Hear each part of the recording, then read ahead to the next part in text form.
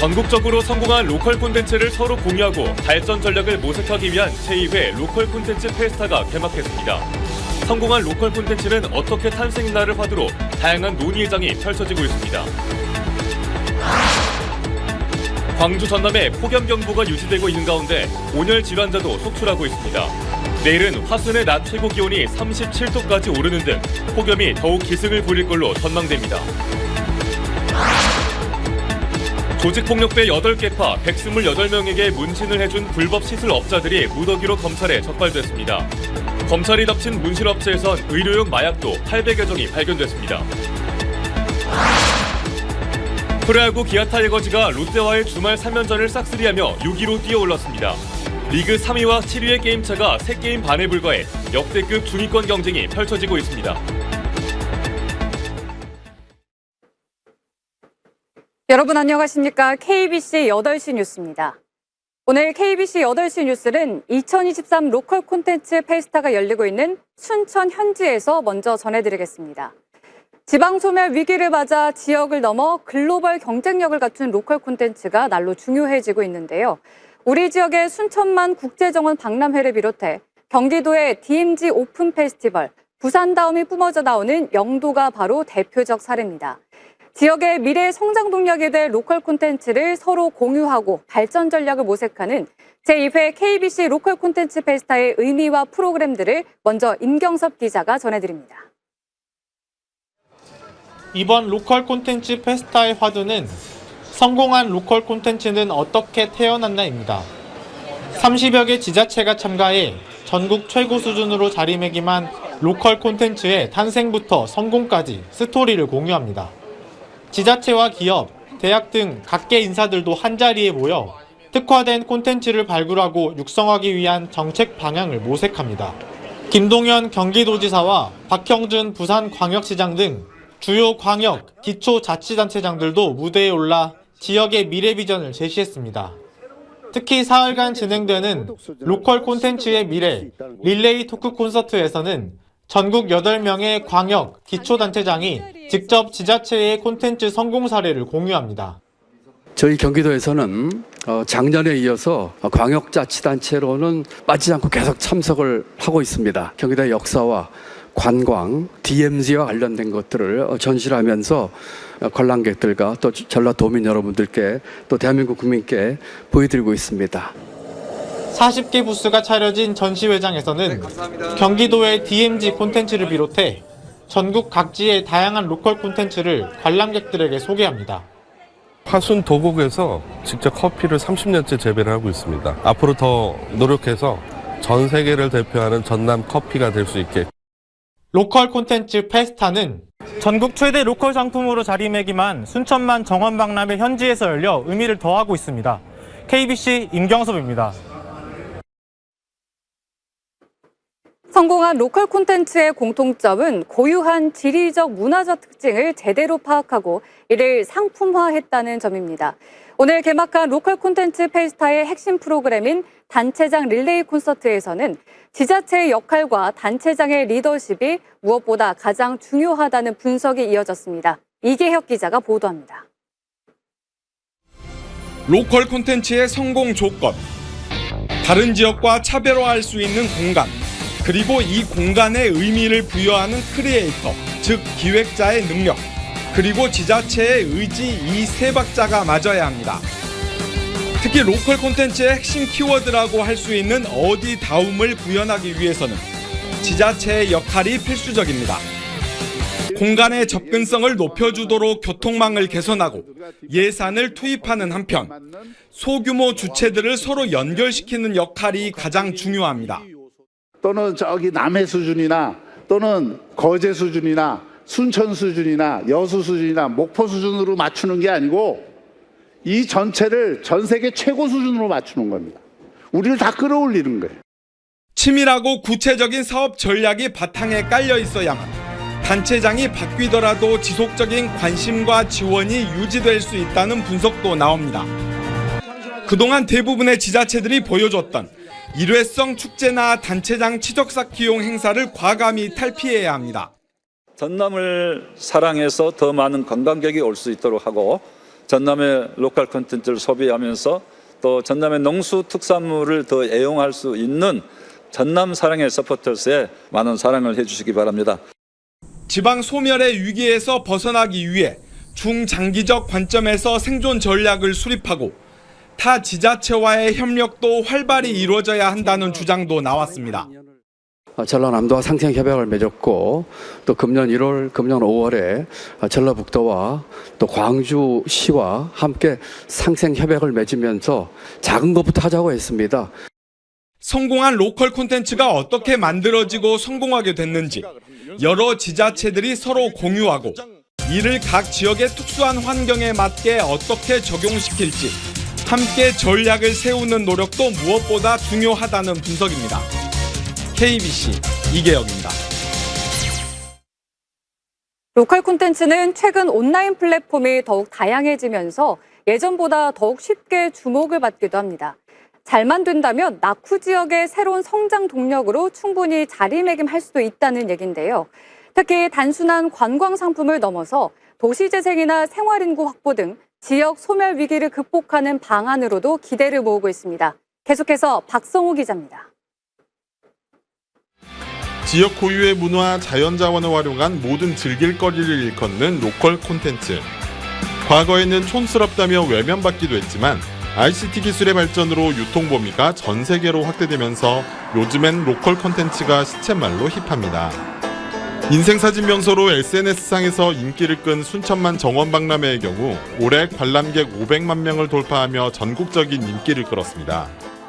과거의 관행과 제도 틀을 깨트리는 창의적 생각이 굉장히 필요하고 주민들과 기업들과 행정이 이 삼합을 이룰 때 진정으로 지역이 변하는 새로운 판을 만들 수 있다고 생각합니다.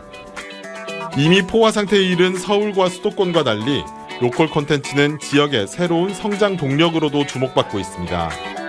단순한 관광 상품에 그치는 게 아닌 워케이션과 한 달 살기 등 전국 지자체가 직면한 소멸 위기를 극복할 방향을 제시하기도 합니다. 섬이 아름답지 않아요. 네. 그런 섬에 정원을 만들고 뮤지엄을 만들어서 정말 꼭 가보고 싶은 곳으로 그렇게 지금 섬의 가치가 높아지고 있다고 보시면 되겠습니다. 지역 유휴 공간을 업사이클한 도시재생으로 로컬 크리에이터들의 성지로 거듭한 부산 영도가 대표적인 사례입니다.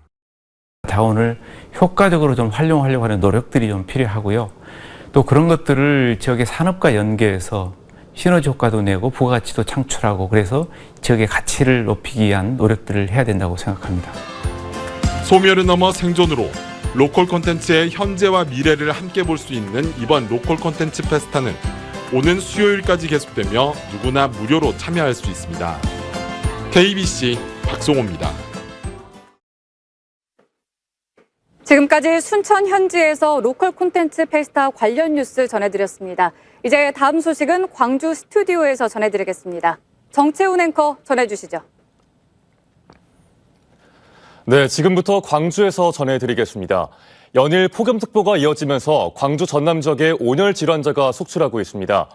오늘 오후 1시를 기해 광주와 전남 일부 지역에 내려졌던 폭염경보가 전 지역으로 확대된 가운데 낮 기온 담양 35.5도를 최고로 광주 풍암 35.3도, 순천 왕전 35.1도, 곡성 34.9도 등을 기록했습니다.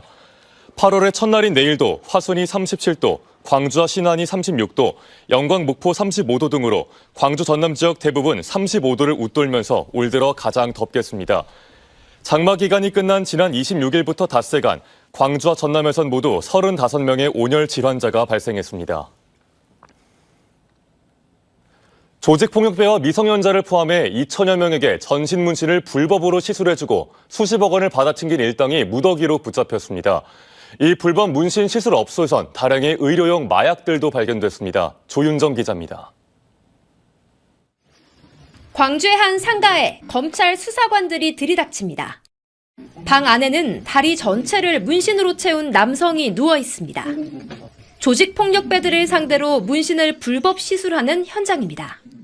지난 2014년부터 올해 2월까지 광주 지역 8개 파 128명과 미성년자 등 2천여 명을 상대로 이른바 조폭 문신을 시술한 12명이 검찰에 적발됐습니다.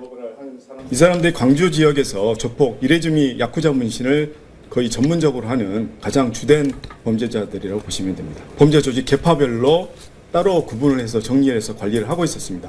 그리고 서로 호칭을 할 때도 형님, 아우 동생 이렇게 하면서 이들은 주로 SNS를 통해 손님을 모았는데 한 명당 200에서 500만 원씩, 전신문신의 경우 1,000만 원까지 시술 비용을 받았습니다. 한 업소에서는 마약성 진통제인 펜타닐과 옥시코돈 800여 점까지 발견됐습니다. 검찰 단속에서 적발된 영업장 중 한 곳입니다. 보시다시피 문은 잠겨 있고 간판도 사라졌습니다. 이들에게 시술을 받은 미성년자 32명 가운데 일부는 문신 비용을 마련하기 위해 감금과 공갈 등의 범죄까지 저지른 것으로 드러났습니다. 검찰은 지난해 발생한 폭력 조직 간 집단 난투 사건을 수사하다 조폭에 들어가기 위해 조폭 문신이 필수였다는 증언 등을 확인하고 추가 수사에 나섰습니다. 시술업자들이 벌어들인 25억 원을 추징 보전 조치한 검찰은 앞으로 조폭뿐 아니라 조폭과 결탁한 업체들에 대해서도 단속과 수사를 강화할 방침입니다. KBC 조윤정입니다. 한국에너지공대 총장 해임 건의라는 정부의 방침에 대해 야권에선 정치 탄압이라며 반발이 커지고 있습니다. 예산 삭감과 출연금 축소에 이어 총장 해임 카드까지 빼든 건 전 정부의 대선 공약을 무력화시키겠다는 의도라는 겁니다. 구영슬 기자가 취재했습니다. 3개월간의 감사 끝에 한국에너지공대 총장 해임을 건의하겠다는 정부의 발표에 대해 정치권의 반발이 커지고 있습니다. 민주당 지역 국회의원들은 기자회견을 열어 이번 조치를 윤석열 정부의 정치 탄압으로 규정했습니다.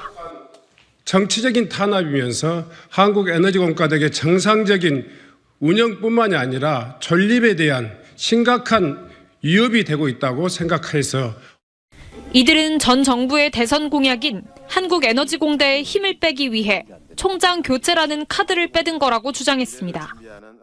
또 국가 균형 발전과 에너지 안보를 지키기 위해 설립된 만큼 총장 해임 건의는 꼭 철회돼야 한다고 강조했습니다. 이 사건은 문재인 정부와 광주 전남에 대한 윤석열 정권의 정치적 공격이라고 생각합니다. 국회의원들은 삭감된 정부 예산과 축소된 한국전력 출연금을 당초 계획대로 복원해야 한다고 촉구했습니다. 이번 기자회견에는 지역 국회의원을 비롯 민주당과 무소속 의원 등 모두 95명의 국회의원들이 뜻을 모았습니다. 지역 특화대학 감사 결과에 대한 반발이 전국적으로 확산되고 있는 가운데 정부가 사태를 잠재우기 위해 어떤 카드를 내놓을지 주목됩니다. KBC 구영슬입니다.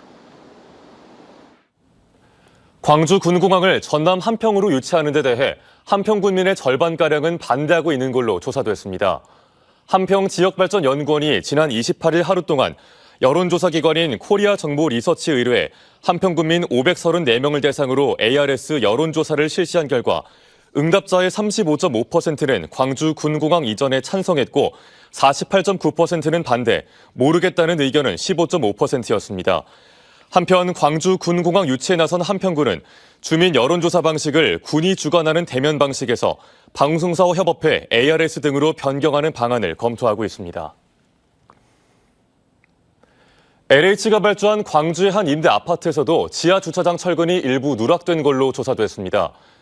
국토교통부가 LH 발주 아파트 가운데 지하 주차장에 무량판 구조를 적용한 전국 91개 단지를 전수조사한 결과 내년 준공 예정인 광주 선운 2지구 2블록 아파트에서도 철근이 누락된 걸로 나타났습니다. 해당 아파트에는 철근 121개가 들어가야 하는데 이 가운데 42개가 누락된 걸로 확인됐습니다. LH는 설계가 미흡했다며 보강 공사를 위한 자재 발주를 마치고 다음 달 말까지 보강 공사를 완료하겠다고 밝혔습니다. 프로야구 기아 타이거즈가 롯데와의 주말 3연전을 싹쓸이하며 6위로 도약했습니다. 리그 3위 두산 베어스와의 승차가 겨우 2게임 반차에 불과한 가운데 주춤했던 기아가 다시 상승세를 타면서 중위권의 치열한 3위 다툼이 예상됩니다. 김지연 기자의 보도입니다.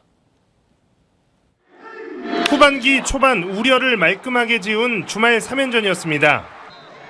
기아는 광주에서 열린 롯데와의 지난 주말 3연전을 모두 승리로 장식하며 리그 6위로 올라섰습니다.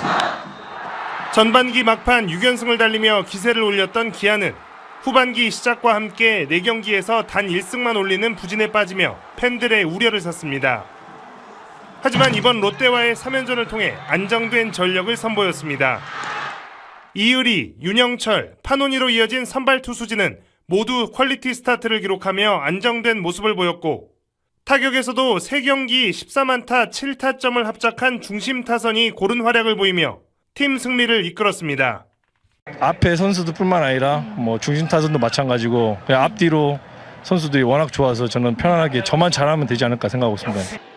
최근 3위 두산이 5연패에 빠지면서 7위 롯데 자이언츠까지 무려 5개 팀이 3게임 반차 역대급 중위권 경쟁을 펼치고 있는 상황. 기아가 지금의 상승세를 이어간다면 단숨에 상위권으로 올라갈 수도 있는 기회입니다.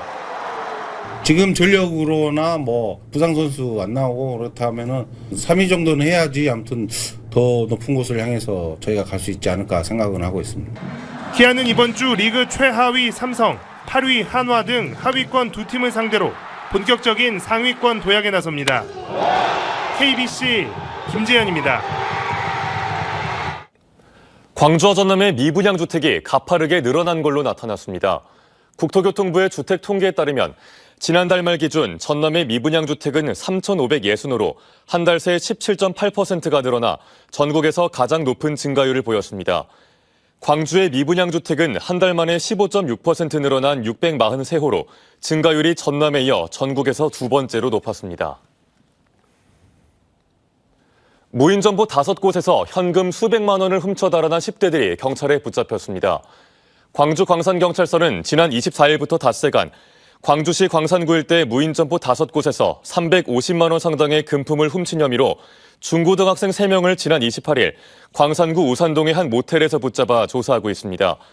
범행 당시 이들은 망을 보거나 쇠 지렛대로 키오스크를 뜯는 등 역할을 분담했던 걸로 드러났는데 경찰 조사에선 돈이 필요해서 훔쳤고 남은 돈은 없다고 진술했습니다. 일제 강제동원 피해자인 김재림 할머니가 별세한 가운데 판결을 미루고 있는 대법원을 향한 비판의 목소리가 커지고 있습니다. 일제 강제동원 시민 모임과 한일 역사정의 평화행동은 오늘 성명을 내고 4년 7개월째 대법원 판결만 기다리던 김 할머니는 끝내 한을 풀지 못하고 생을 마감했다며 사법부가 제 역할을 방기하는 사이 많은 피해자가 속수무책으로 세상을 등지고 있다고 비판했습니다. 이어 대법원 전원합의체가 이미 2018년 당사자와 유족 4명에 대한 일본 기업의 배상 책임을 확정해 대법원이 김 할머니 소송에 대한 판결을 지체할 어떤 합리적 이유도 없다며 대법원은 좌고우면 말고 신속히 판결하라고 촉구했습니다. 순천 왕지 이지구 초등학교 신설안이 교육부의 승인을 받아 2027년 개교가 가능하게 됐습니다. 전남교육청은 교육부 중앙투자심사위원회 심의 결과 순천 왕지 이지구 가칭 순천정원초등학교 신설 계획이 최종 통과됨에 따라 오는 2027년 3월 개교를 목표로 총 사업비 562억 원을 들여 초등 25개 학급과 병설 유치원 2개 학급 규모의 초등학교를 신설할 예정입니다. 해당 지역은 내년 11월 2천여 세대가 입주 예정인 왕지 이지구와 조례 이지구의 도시개발 사업에 따라 학교 신설이 시급한 상황이었습니다.